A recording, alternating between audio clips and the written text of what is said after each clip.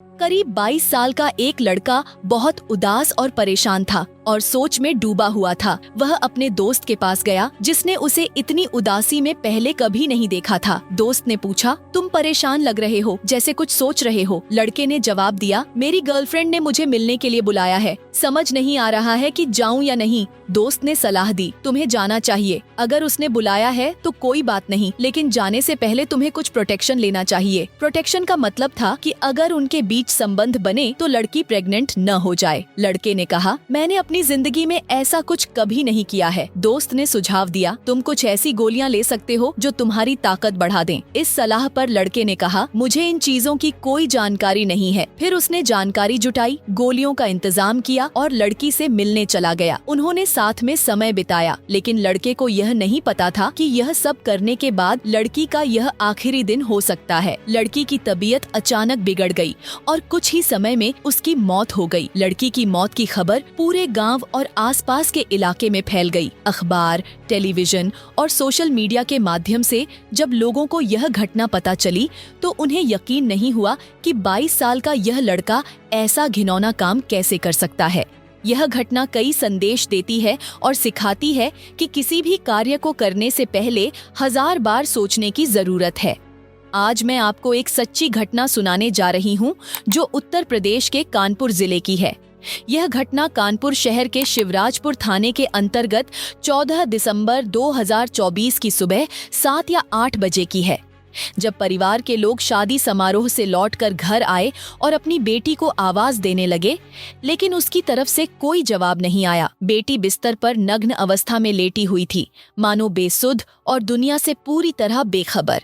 परिवार के पुरुष सदस्य यह देख तुरंत पीछे हट गए, जबकि उसकी माँ उसके पास गई और उसे उठाने की कोशिश करने लगी। लड़की का शरीर पूरी तरह से अकड़ चुका था। जब उसके हाथों और पैरों को हिलाने की कोशिश की गई तो वे उसी स्थिति में जमे रहे जैसे वह पहले से लेटी हुई थी।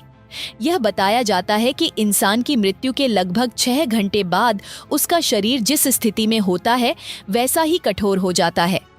इस दृश्य ने परिवार के हर सदस्य को चौंका दिया। माँ जोर जोर से रोने लगी और बाकी परिवार के लोग भी शोक में डूब गए। रोने की आवाजें आसपास के घरों तक पहुँच गईं। पड़ोसी यह सुनकर मौके पर पहुँचे और लड़की के शरीर को किसी कपड़े से ढक दिया गया। इस बीच किसी ने पुलिस को फोन कर दिया। परिवार को भी यह घटना सामान्य नहीं लगी। सवाल उठने लगे कि लड़की नग्न अवस्था में क्यों थी और जब परिवार के सदस्य शादी समारोह में गए थे तो उसके कपड़े किसने उतारे। पुलिस को सूचना मिलते ही मौके पर पहुंची और फॉरेंसिक टीम को जांच के लिए बुलाया गया। लड़की के शव को कब्जे में ले लिया गया। यह लड़की 12वीं कक्षा की छात्रा थी और उसकी उम्र 17 साल के आसपास थी। पुलिस ने परिवार से पूछा कि जब यह घटना हुई तो वे कहाँ थे। परिवार ने बताया कि वे कानपुर देहात के असलतगंज गांव में एक शादी में गए थे। उन्होंने बेटी को भी साथ चलने के लिए कहा था, लेकिन उसने मना कर दिया था। घटना की खबर जैसे ही गांव में फैली, परिवार के एक दूर के घर में रहने वाली बहू वहां आई और बताया कि उसकी 5 साल की बेटी रात में उसी लड़की के साथ थी। जब उस बच्ची से पूछा गया तो वह कुछ बताने में असमर्थ थी। फॉरेंसिक टीम ने जांच के दौरान घर के हर कोने की बारीकी से तलाशी ली। तभी पुलिस को एक रैपर मिला। जांच में पता चला कि यह रैपर उन गोलियों का था जो किसी व्यक्ति की यौन शक्ति बढ़ाने के लिए उपयोग होती हैं। यह देख पुलिस के शक को और बल मिला। पुलिस जब घर परिवार के लोगों से बातचीत करती है तो उनसे सवाल करती है कि क्या उनकी बेटी का किसी से मेलजोल था, क्या वह किसी से बात करती थी या क्या कोई बाहरी व्यक्ति जबरन घर में आ सकता था। लड़की की लाश को पोस्टमार्टम के लिए भेजा गया, लेकिन देखने पर ऐसा नहीं लग रहा था कि उसके साथ किसी ने जबरदस्ती की हो या उसे मारा पीटा हो। पुलिस ने मामले की गहराई से जांच शुरू की। घर की तलाशी के दौरान पुलिस को कुछ आपत्तिजनक सामान मिला, जिसमें प्रोटेक्शन से जुड़े सामान शामिल थे। यह देखकर पुलिस को यकीन हो गया कि लड़की के साथ कुछ गलत हुआ है। जब 5 साल की बच्ची से प्यार और दुलार से पूछा गया कि उसने किसी को आते जाते देखा है, तो उसने बताया कि उसने एक लड़के को देखा था। हालांकि वह उस लड़के के बारे में अधिक जानकारी नहीं दे पाई। इसके बाद पुलिस ने लड़की के मोबाइल नंबर और परिवार के अन्य संपर्कों की जांच शुरू की। कॉल डेटा रिकॉर्ड निकलवाने पर पता चला कि इस गांव से लगभग 20 किलोमीटर दूर नेवादा गांव का एक लड़का, जिसका नाम कुलदीप कुमार उर्फ शोभित है, इस मामले में संदिग्ध हो सकता है। पुलिस ने कुलदीप से संपर्क किया और उसे हिरासत में लेकर पूछताछ शुरू की। शुरुआत में उसने पुलिस को भटकाने की कोशिश की और तरह तरह की बातें बनाई, लेकिन जब पुलिस ने सख्ती से पूछताछ की तो उसने चौंकाने वाले खुलासे किए। उसने बताया कि उसकी मुलाकात लड़की से सोशल मीडिया के माध्यम से हुई थी। लड़की ने खुद उसे बुलाया था और कहा था कि वह अकेली है।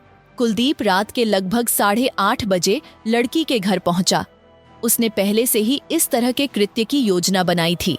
उसने कुछ गोलियां खाईं और प्रोटेक्शन का उपयोग किया।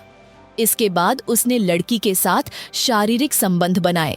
रात के लगभग 8:30 बजे से यह कहानी शुरू होती है और सुबह के लगभग 3:55 का वक्त हो जाता है। इस 7 घंटे के अंतराल में लड़की के शरीर पर कोई कपड़े नहीं थे। इस बीच ठंड लगने पर चूल्हे पर आग जलाई गई ताकि उसे गर्म रखा जा सके, लेकिन उसे कपड़े पहनने नहीं दिए गए। लड़के ने उन गोलियों के असर के कारण जो उसने पहले ली थीं, लंबे समय तक ऐसा ही घिनौना कृत्य किया। जब लड़की की तबीयत बिगड़ गई और वह बिस्तर पर लेट गई तो लड़का समझ नहीं पाया कि क्या करना चाहिए।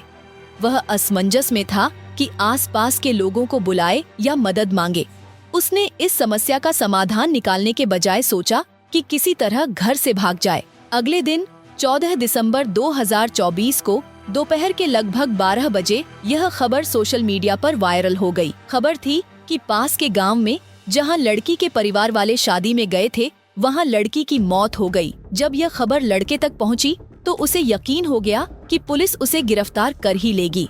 आखिरकार 17 दिसंबर 2024 को पुलिस ने इस मामले का खुलासा किया। जांच में यह सामने आया कि लड़के ने लड़की के साथ सहमति से शारीरिक संबंध बनाए थे और यह 2 बार हुआ था, लेकिन लड़की की उम्र अभी नाबालिग थी, यानी वह 18 साल की नहीं हुई थी। इस वजह से पुलिस ने रेप की धाराओं और पास्को एक्ट के तहत मामला दर्ज किया। लड़के को गिरफ्तार कर जेल भेज दिया गया। इस खबर ने लोगों को हैरान कर दिया कि 17 साल की लड़की जो 12वीं कक्षा में पढ़ रही थी, उसे अपने करियर पर ध्यान देना चाहिए, लेकिन वह सोशल मीडिया के चक्कर में पड़कर एक लड़के से दोस्ती कर बैठी।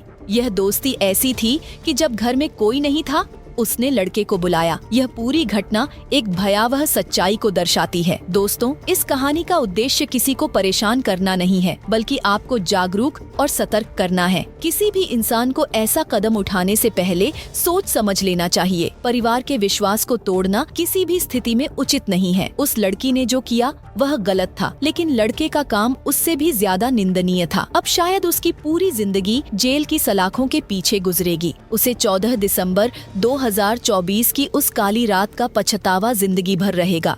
आप सभी अपना ख्याल रखें, सुरक्षित रहें। जय हिंद, जय भारत।